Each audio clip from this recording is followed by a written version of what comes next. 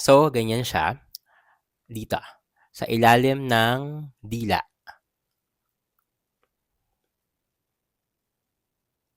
Ganyan.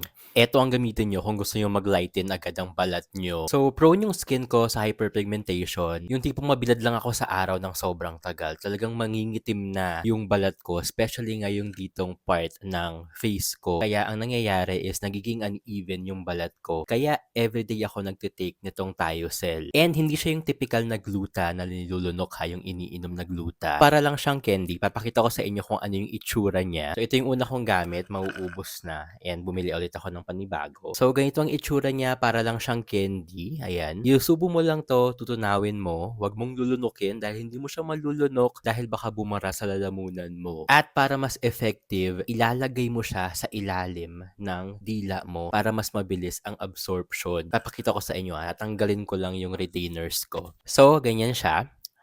Dito, sa ilalim ng dila.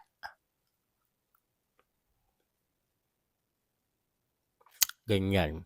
Hahayaan nyo lang siyang matunaw dito. Huwag yung kakagatin, huwag yung lulunukin. Lasa siyang grape, so okay lang talagang araw-arawin. May kamahalan lang talaga ang Thiocel. Pero sure naman tayo na hindi putyo-putyo or hindi budol yung mga ingredients niya. So, meron siyang 30 lozenges, good for 30 days. So, 1 per day ang pag-inom nito. And 3,000 mahigit itong bili ko dito. So, umaabot na parang 160 per day ang ginagastos ko dito. Good investment na din dahil kitang-kita nyo naman ang effect sa balat ko. At mas maganda ng gumastos ng mahal tulad nito compared naman sa paggastos ng sobrang mura pero isang taon mahigit na wala ka pang nakikitang result. At ito din pala ang ini-endorse na gluta ni Heart Evangelista. Lagi ko siyang nakikita sa mga vlogs niya na nagtitake ng ganito. So, kung gusto yung pumuti ang balat nyo, maging even ang skin tone nyo, try nyong uminom na tong Thiocel. Ilalagay ko to sa yellow basket dito sa baba ng video ko.